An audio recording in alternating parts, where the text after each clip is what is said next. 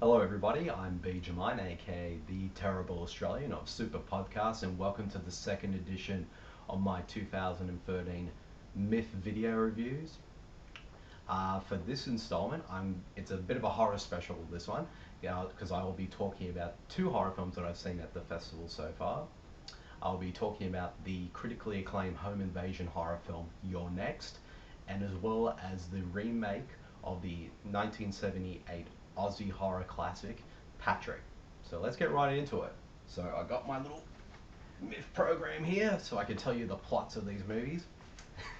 I could easily tell them to you myself, but I'll end up screwing it up and it'll just cause more editing for me. But anyways, first up, there's You're Next. Aubrey and Paul are celebrating their 35th wedding anniversary, and their four grown up children have returned home with their partners to help. During the party, a group of violent assailants wearing animal masks burst into the room, clearly intending to kill everyone. The family must find a means of escape, while all the while continuing their petty arguments.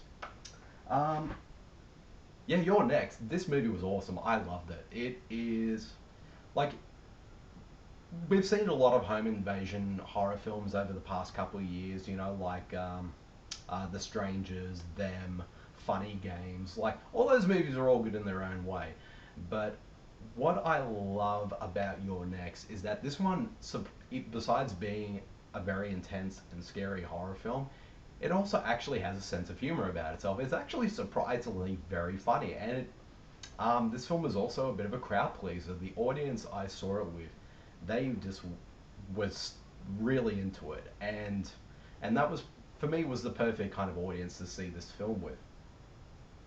And it does it's not an entirely new spin on the home invasion genre, but it's sort of like just sort of takes a genre that's been been done to pretty much almost to death the last couple of years and just does something a bit more fresher with it, has a bit more fun with it, has adds a bit more humor, and that's what I loved about it. It's a movie that also and it's also very hard to have make horror film that's both scary and funny at the same time. It takes a really great filmmaker to do that. And Adam Wingard, he and his writer Simon Barrett, they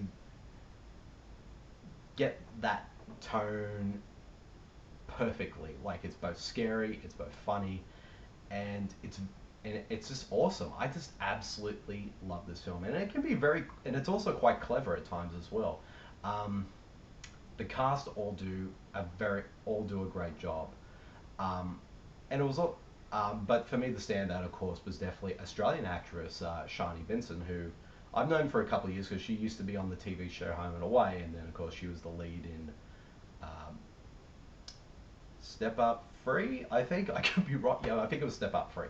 Um, so she plays the lead in this film, and she plays the girlfriend of of one of one of the family members, and she just this is a star making role for her. She was just completely awesome because her character, like you think she's just going to be like the seeming, just nice girlfriend and all that, but when shit goes down, she takes control because there's a very interesting backstory to her character, which I won't spoil, that actually makes her into a complete and utter badass. Like I'm thinking so much of a badass. In fact, I think Sylvester Stallone should actually cast Shani Vincent in The Expendables 3 because that's how much of a badass she was in this film. She's great. And she also gets to keep her Aussie accent too, which is really cool. And she was just fantastic. But everyone else is in the cast as well. AJ Bowen, who plays her boyfriend in the film, he did a really good job as well. And also, it was really cool to see Barbara Crampton, who, of course, a lot of horror fans would know her from the films Reanimator and From Beyond. And it was really nice to see her because she plays the mother of the family, and it was really nice to see her back on the big screen again because it's been quite a while, and she gave a really nice, lovely performance and sympathetic performance as well, and she still looks great, and but everyone's good. But one of the supporting cast members I really thought gave a great performance was Joe Swanberg. He plays one of the brothers, and he's sort of the jerk brother that AJ Bowen's character uh, really doesn't like, and they're sort of back and forth between each other because they really hate each other. And I thought was pretty hilarious. And even when stuff's still going down, he's still being a bit of a jerk. And some of the funniest moments in the film actually happen with him. And yeah, like everyone else in the cast is great too. Everyone does their roles really well. And when it comes to the film's humor, it's very hilarious. Sometimes it's very twisted and just downright wrong in some cases. Um, but also, it's not afraid to be scary as well. Like this film was really intense. Like when uh, the animals, or that's what I'm not sure what the official name for the assailants are, but since they're wearing animal masks, I'm just calling them for the animals for the time being. Sort of attack the family. It's very intense and very scary because um, and I was on the edge of my seat. I'm not gonna lie, and also the film, it's not shy to be violent as well. Like it's gory, it's violent, and when the violence does hit, it actually hits. Um, but also there are a couple of sort of gore moments as well that are actually quite funny as well. There's a hilarious and really awesome death that involves a kitchen appliance, which I'm not going to say any more about, but once you'll see it, you know what I'm talking about. And it was awesome. The crowd loved it, and I just thought it's just a really awesome horror film. It was absolutely entertaining. It was scary. It was clever. It was funny.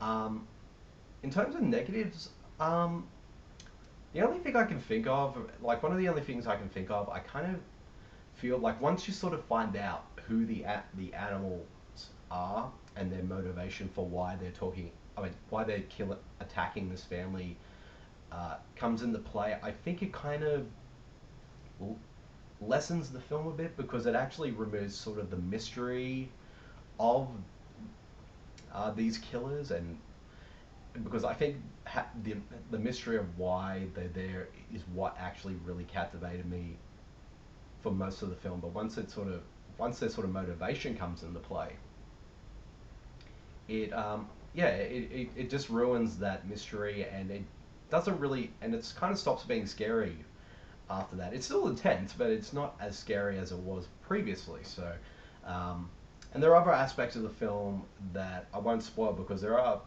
sort of other little surprises in there as well. And I just loved it. I thought it was just a great horror film. And it's definitely a big step up from, and I have to commend director Adam Wingard for actually going on ease with the shaky cam in this movie, because his previous film, A Horrible Way to Die, like even though it was a decent horror film, would have been much better if the camera wasn't like flinging around all over the place, even in scenes that didn't need to do it in. So I commend him for that, and also it has a great script as well by Simon Barrett, who injects a lot of personality and a lot of little interesting elements into it.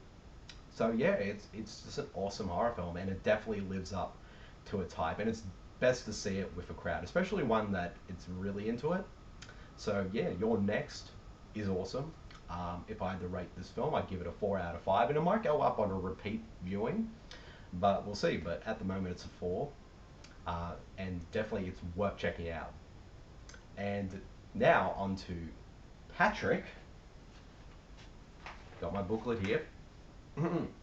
Patrick, a young coma patient, has been lying in a hospital bed for years, unable to communicate.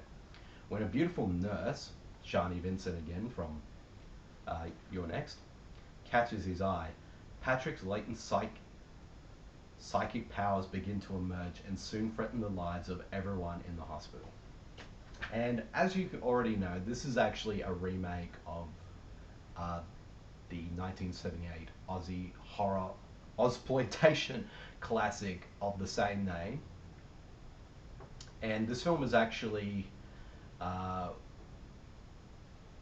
was directed by the man who actually brought Ozploitation back into the mainstream, Mark Hartley. He was the director of the fantastic documentaries Not Quite Hollywood, The Wild Untold Story of Ozploitation.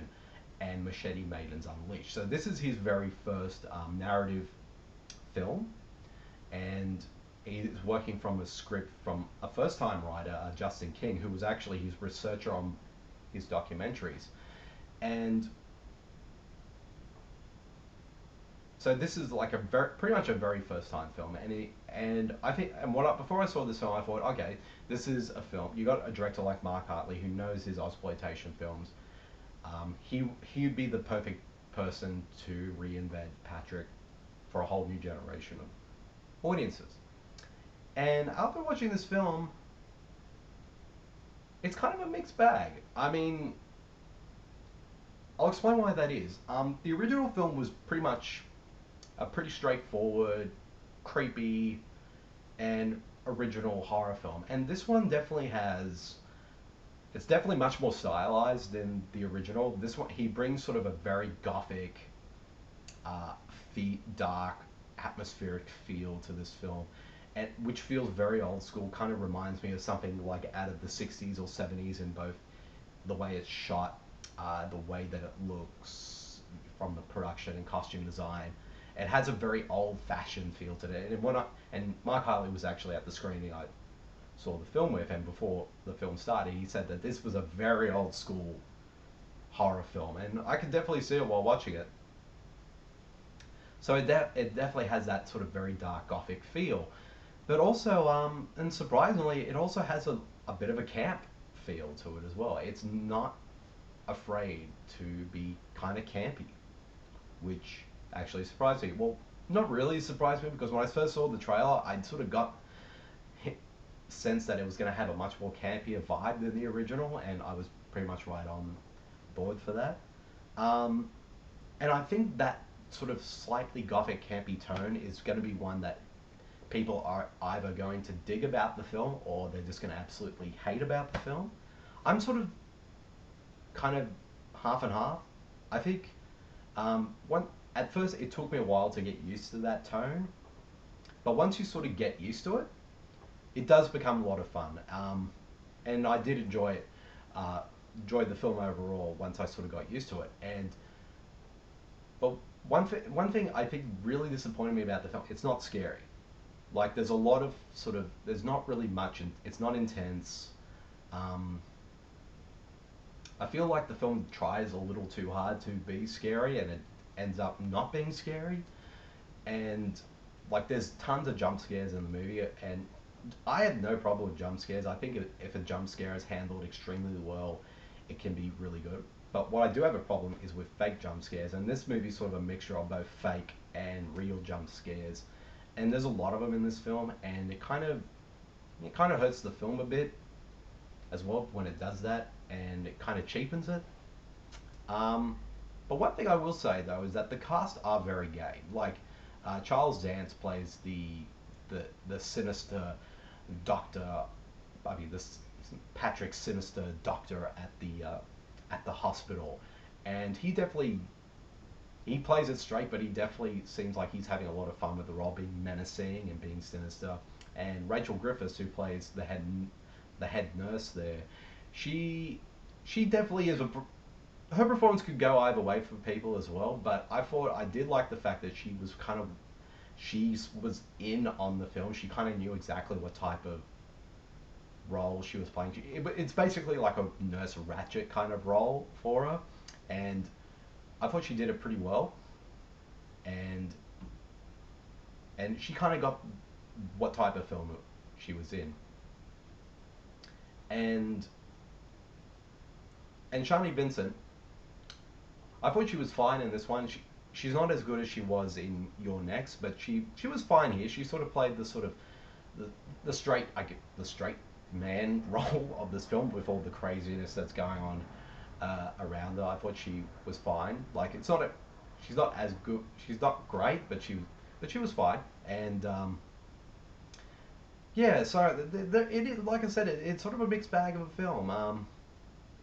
Like, there's actually a little surprising amount of humor in it that actually did work. I'm not sure whether the humor itself was meant to be intentional or unintentional. I assume it was intentional, but it was pretty. The film does have a little interesting, sort of darkly funny moments, and and there are some fun moments as well, and it's a bit of a ride as well. But it really sort of, but I think it sort of tries to be sort of a, the film sort of like tries to be both a scary horror film and sort of a campy, sort of trashy horror film, and I don't think it quite achieves trying to be both. But for what it is, it's okay. Like it's an okay remake. It could have been much better, in my opinion. I expected more from Mark Hartley. But for what it is, it's okay. His direction is fine. Like I do think, I'm not sure. I think he could have done more with his direction. His direction is very sort of very over the top. It actually, his directing style in this film actually reminded me a lot of Brian De Palma's work, especially along the lines of stuff like Dress to Kill or Body Double. You know, sort of his more genre efforts, the way how they visually look and how they're sort of very exaggerated, very over the top, and that's what uh, the way how Mark Hartley directed the film felt like. It felt like a sort of a way how Brian De Palma would direct it, and in some regard, it's pretty solid on that front. But I think when it comes, like I said, when it comes to the scares, it he doesn't quite work at that. But when it sort of comes to the more campier aspects of the film, that's where he does much better work. But speaking of Brian De Palma, this film actually does have an actual Brian De Palma connection to it. Is that the film's score was actually done by Brian De Palma's favorite composer of his films, Pino Donanigo. I probably pronounced that name wrong, so I'm sorry to Pino for pronouncing your name wrong. So, and his score is great. It actually brought a lot to the film, but at times his score can be a little too intrusive because it's like played in every single scene, and I can count like twice during the movie where his score isn't played at all. Um, but so besides his score being a bit intrusive in a lot of the scenes, but at most it's a great score on its own, and I and and it and it sort of brought, and that's the sort of what I talked about before about the Brian De Palma influence, because it's sort of along the lines of of his work with De Palma. It's very over the top, it's very extravagant, and it's pretty awesome as well. So if you love Pino's work, you'll love the score for this film. So overall, Patrick is an okay film. I'd definitely be interested to check it out again when it does eventually get released here in Australia in Australia in a couple of months, just to see how if I still feel the same about it, or if knowing that it's a bit more campier than the original, that I will enjoy it even more so on a second watch. So, but I would say if you enjoy sort of gothic, atmospheric, campy, trashy horror movies, then I'd say you enjoy Patrick. If you're expecting it to be sort of a more darker take on Patrick, you're definitely not going to get that at all. And I can definitely see a lot of fans of Patrick actually hating this film, but for me personally, I thought it was okay. It's not great by any means, but for what it is, it's okay. It's an okay sort of narrative directing debut for Mark Hartley. I think in some areas he still needs to work on his direction a bit. But other than that, it's okay. Uh, so, so overall, it's a very stylish, very gothic, campy, trashy horror movie. If you like those type of films, you'll definitely get a kick out of it. But if you don't, yeah, you probably won't enjoy it as much. But for me personally, I think if you get used to its tone, you'll definitely at least get a bit of you'll definitely enjoy it on some level, which I did. So overall, I give this film out of 3 stars. So that's it. That's the end of my second edition of my MIFF video reviews. Keep a lookout for my third one, in which I'll be reviewing the live-action animated film The Congress and the foreign film Waja. I probably pronounced that name wrong, so again, forgive me. So But until then, keep a lookout for that third edition of my reviews, and I'll see you then. See you, everyone.